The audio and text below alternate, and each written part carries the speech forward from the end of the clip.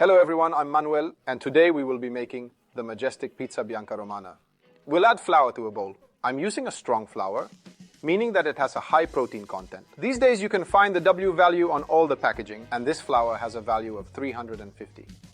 Now right away, we are going to add in 650 grams of water, cold from the refrigerator. Why are we using cold water? Because this way, we aren't going to run into any issues that may be caused by excessively overheating the dough. I won't be using a thermometer.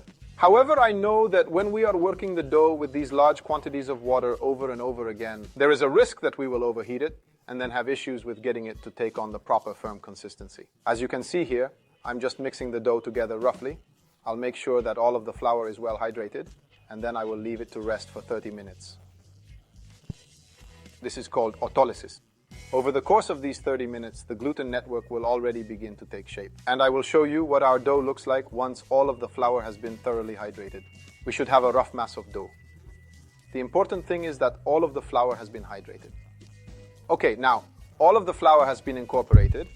And as you can see, our pizza dough here is not yet completely formed. I'll cover it and let it rest for 30 minutes. You can see how our dough has changed already. The gluten network has begun to take shape, although obviously the dough is not yet fully formed. And now we are going to incorporate the yeast. We'll use a fresh brewer's yeast, which I'll crumble directly into the dough. The remaining water, unlike the water we used previously, we will add in slowly, a little bit at a time. This water is also cold from the fridge. One of the most common mistakes people make is to rush too much with adding the water. As soon as we see that the yeast has been incorporated into the dough, we'll add the salt.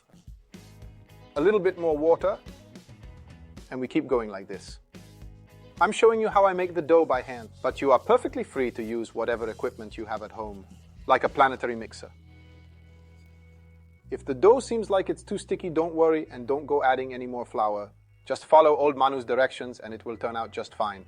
Now I'll transfer it to a surface to work the dough further.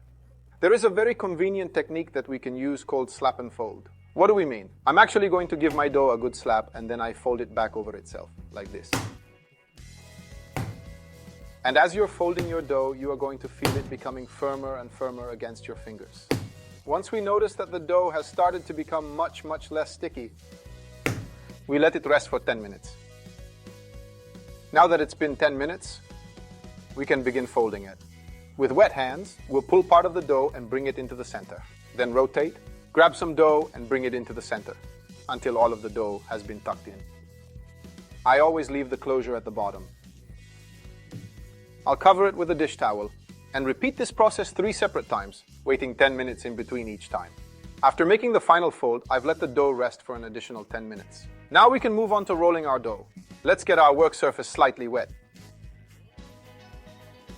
We'll transfer our dough and start stretching it out. Always remember to keep your hands nice and damp. This last step will help us make sure we're giving more firmness to our dough. But it will also show us whether we're doing a good job, because this way we can tell whether we've formed our gluten network perfectly or not. And based on the resistance our dough is giving me, I think we've done it right. We'll fold it again and push it to the center. Look at how many bubbles we're creating. We'll give it one final stretch. Look how beautiful. There we go. Now we're going to let our dough rise for 1 hour at room temperature while covered with plastic wrap, and then give it 24 hours in the fridge.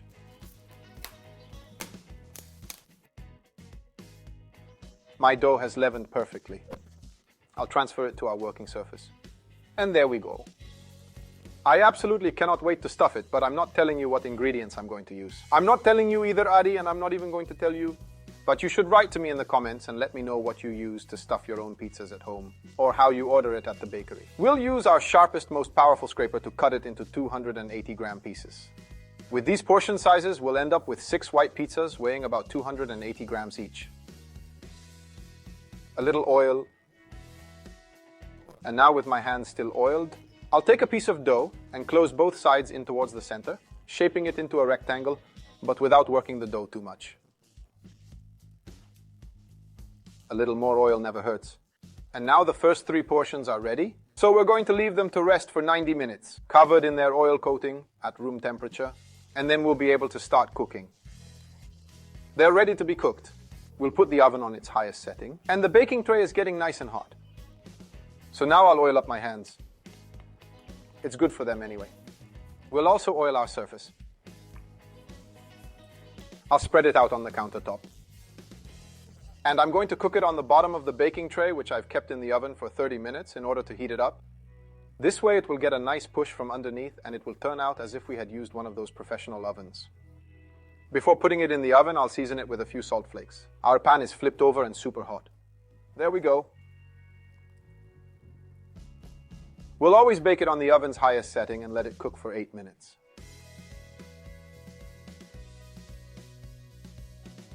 And now our white pizza is nearly ready, so we will transfer it over to a wire rack.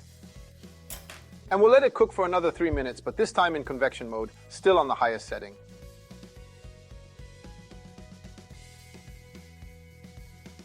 And now for the very last one. It's ready. A pizza bianca romana needs to have just the right amount of oil and it needs to be crispy. Let's have a listen without getting burnt.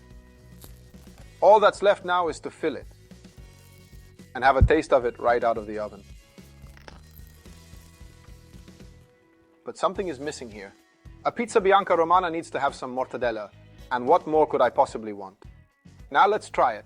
Franchino El Criminale, you would be such a big fan of this. Ragazzi, da paura.